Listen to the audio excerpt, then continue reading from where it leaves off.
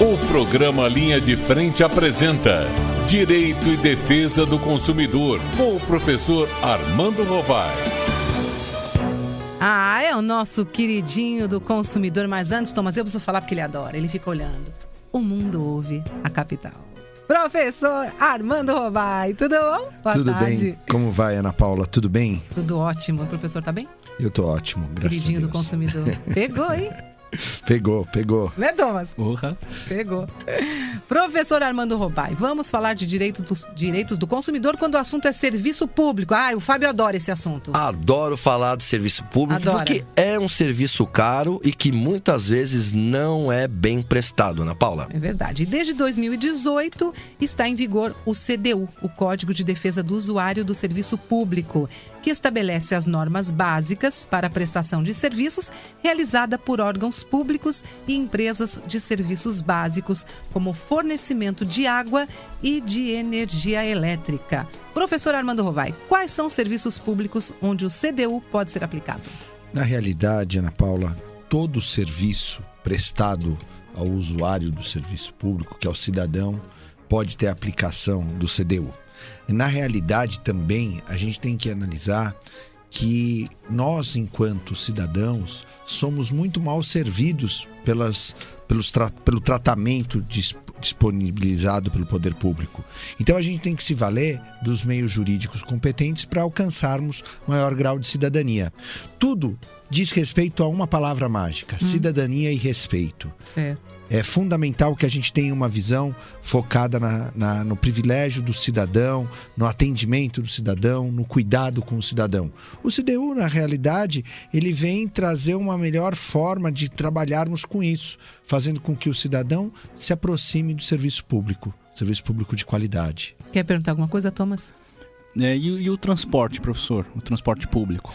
O transporte público, Thomas, é realmente um problema muito sério, porque você hoje, enquanto usuário do serviço público, você tem dificuldades imensas. Apesar de nós termos uma grande quantidade de linhas, de meios de transporte, nós temos muita dificuldade, por exemplo, para pegar um ônibus na hora do rush, para pegar o metrô na hora do rush.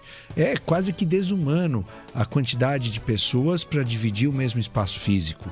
Então a gente tem uma dificuldade muito grande que o poder público deveria ambientalizar melhor as condições para que o consumidor, para que o usuário tivesse um acesso a um transporte público de qualidade. O que o poder público tem que pensar, Thomas, fundamentalmente, é que o poder tem que ser usado para servir e não para ser servido, como a gente vê no dia a dia das atividades públicas que acontecem dentro do nosso sistema negocial, jurídico, político e econômico. E olha só, Ana Paula, já ouvi algumas reclamações do pessoal do Circuito das Compras que o metrô Estação São Bento, ele fecha cedo. Que horas, mais ou menos? Disseram que poderia se estender mais para atrair mais os consumidores, claro. Mas eu já escutei reclamações de que fecha cedo, professor Rovai.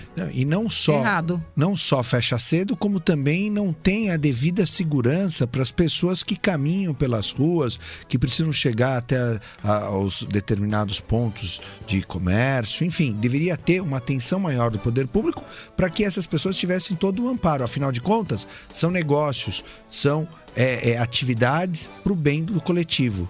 E a gente está falando de 25 de março? Exatamente.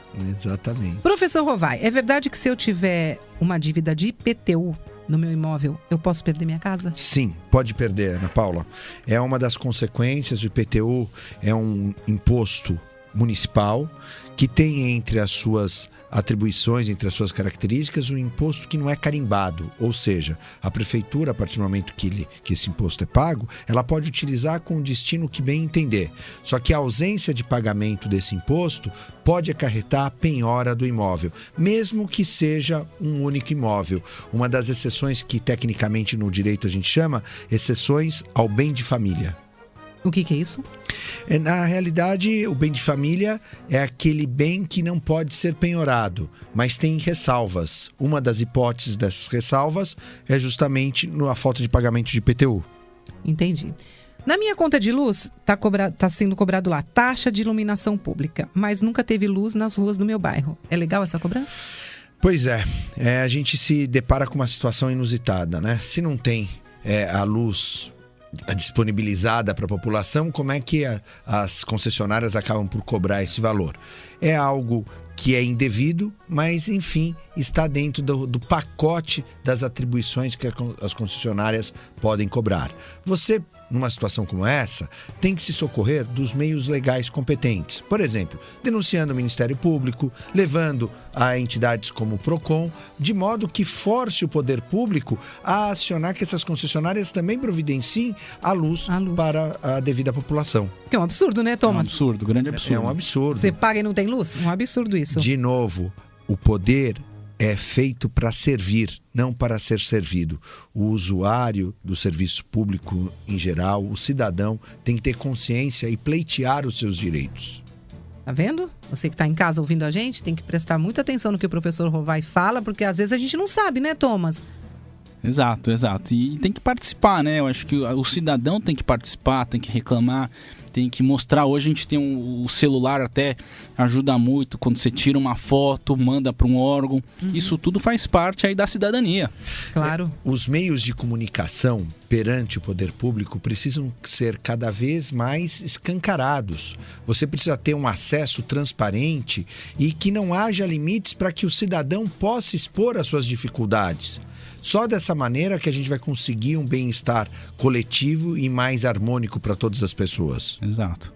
Na minha região, a gente está 3 meses sem fornecimento de água, mas a cobrança chega normalmente. Eu tenho que pagar? Então, Ana Paula, você não pode simplesmente deixar de pagar. Você tem que comunicar às entidades competentes do que está ocorrendo. Não é com uma ação indevida que você toma uma medida correta. Você tem que continuar tomando as medidas que são cabíveis, como o pagamento dos emolumentos, dos impostos, das taxas, mas, por outro lado, desde que devidamente catalogado, registrado, você pode pleitear, inclusive, uma indenização perante o poder público. É assim que, dentro de uma sociedade harmônica, urbana, cordial, que as coisas devem acontecer. Qual é o meu conselho para situações como essas? Comunique às entidades, às autoridades competentes. Leve para conhecimento do Ministério Público, leve para conhecimento dos seus agentes políticos. Ora, em determinadas localidades, se elegeu um vereador, se elegeu um deputado estadual, leve ao conhecimento para que se tomem as devidas providências. E os canais de comunicação sempre abertos para que as reclamações sejam levadas ao conhecimento das autoridades para resolver o problema. Que também não adianta ficar só na ilação, ficar na reclamação e não solucionar o problema. E dependendo do bairro também, Ana Paula, a pessoa pode participar até do conselho, o Conseg. Né? Eu acho que é importante você ter essa participação. Por exemplo, tem o Conseg 25.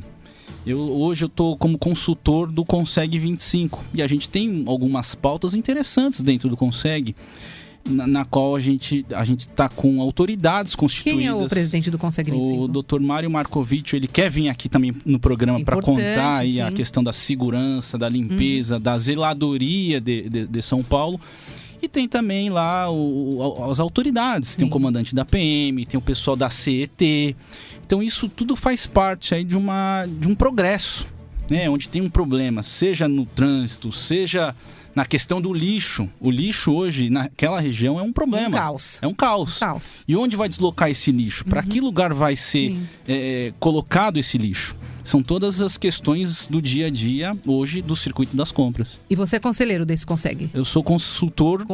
Do Conseg 25. E isso demonstra, mais do que aplicação legislativa, formulação de novas leis, porque no Brasil sempre se pretende fazer novas leis.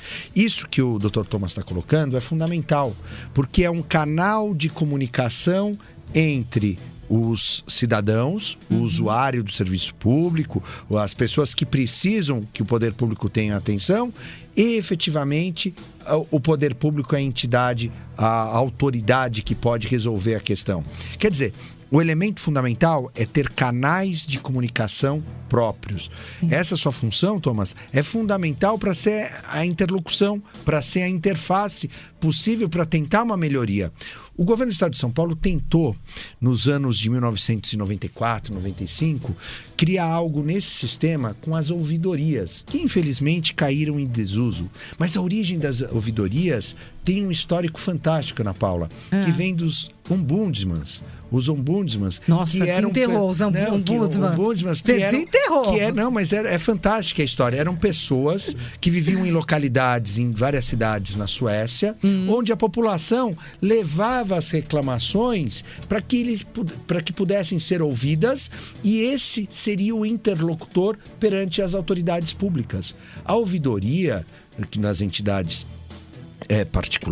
entidades públicas, na realidade, fazem parte de uma espécie de ombudsman do serviço público, que tem sua origem na Suécia no século XIX. Então, na verdade, um ouvidor é um ombudsman moderno. Ombudsman moderno. Falei que ele desenterrou?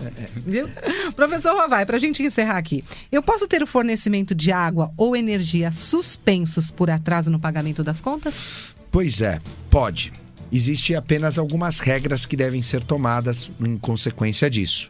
Se você estiver na sua residência, na sua casa, você precisa ser notificado e o corte efetivo se dará 90 dias depois da data da notificação do não pagamento. Você não pode ter do dia para a noite simplesmente o corte efetuado. Você tem esse período que deve ser aguardado.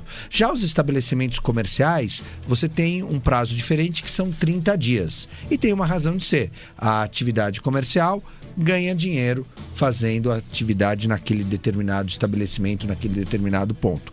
Então, de uma maneira ou de outra, são conduções, são condutas que podem ser adotadas pelo poder público, pela concessionária, mas desde que respeite esses prazos. Até porque o cidadão ele consegue se agilizar suficientemente para arrumar dinheiro e pagar na última hora. Não dá para ficar sem luz, ficar sem água, uma família que vive ou pretende viver com dignidade. Ô, Fábio, eu tô até preocupada que você não perguntou nada. Eu não você estava tá bem? Aqui atento, deixando o queridinho do consumidor falar, porque tinha muita gente aí ansiosa, aguardando a sua participação. E eu tô falando da Elisete, da Adriana, do Marcelo e de muitos outros ouvintes.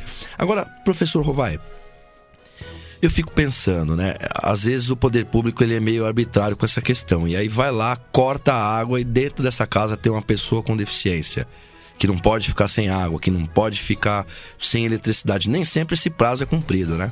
Exatamente, e muitas vezes essas pessoas são menos favorecidas e não têm condições de procurar um advogado, procurar alguém para tomar uma medida. O que eu sugeriria numa situação como essa? Que buscasse as autoridades mais próximas para que viabilizasse a situação, tendo em vista situações como essa, que não são só pessoas detentoras de deficiência, são pessoas idosas, às vezes têm crianças, enfim, cidadãos menos favorecidos em determinadas situações que não podem ter uma atitude assim verticalizada de maneira tão incisiva do poder público. De novo, Fábio, o poder existe para servir, não para ser servido. Exatamente, né? E Thomas, você que é um grande incentivador aí das questões sociais, das questões socioculturais, você concorda comigo? A sensação que eu tenho às vezes que as pessoas mais pobres, com maior situação de alta vulnerabilidade social, são as mais punidas nesses aspectos, né? Sim, com certeza, Fabio. E é exatamente o que o professor Rovai fala, né? Eu acho que tem que ter uma cautela, os poderes constituídos têm que estar atentos a esses movimentos. E aí é questão de fraternidade também, né? Solidariedade, são entidades que possam também ajudar essas pessoas que estão nessa situação. E eu acho que é isso, a sociedade precisa de entes privados também para esse suporte para a entidade pública também. Posso falar? Pode. O Thomas falou aqui uma coisa fundamental que a gente não ouve hoje nas discussões políticas. Muito se fala de extremismos de esquerda, direita, mas ninguém fala em um binômio fundamental: solidariedade e fraternidade. São dois importantes elementos que a gente só vai ter um país melhor, uma sociedade melhor, mais justa, se houver efetivamente fraternidade e solidariedade. Chique, falou bonito, né? Uau! Professor Rovai, Até a próxima semana. Muito obrigado Ana Paula, obrigado Fábio, obrigado Thomas. Até a semana que vem. Semana que vem, o professor Rovai estará de volta aqui com a gente com seu quadro de Direito e Defesa do Consumidor. É o nosso queridinho do consumidor. Um beijo, professor Rovai, bom final de semana. É isso aí, Fábio, manda seus beijos, que a gente está chegando ao final de mais um Linha de Frente. Mande seus beijos. Beijo para toda a galera da Moca, beijo pro pessoal do Parque Bristo, Liberdade e todos os ouvintes do nosso programa. Abraço pro nosso querido Chico Pai de Barros. Thomas, um ótimo final de semana para você. Obrigada mais uma vez pela sua excelente participação. Até sábado que vem. Até sábado que vem, Ana Paula. Um beijão. Um beijo. Magu, você é demais. E como sempre, arrasando aqui com a gente. Tati, nossa diretora, produtora show de bola. Ana, um beijo para você. Toda a equipe de comunicação da APEC. Rafa, Felipe, super obrigada para você. Um excelente final de semana. A gente se encontra sábado que vem aqui na capital com mais um Linha de Frente. Um oferecimento da APEC. O apoio cultural é da Ibrachina. Não esqueça, o mundo ouve a capital. Beijo pra você, até lá, tchau!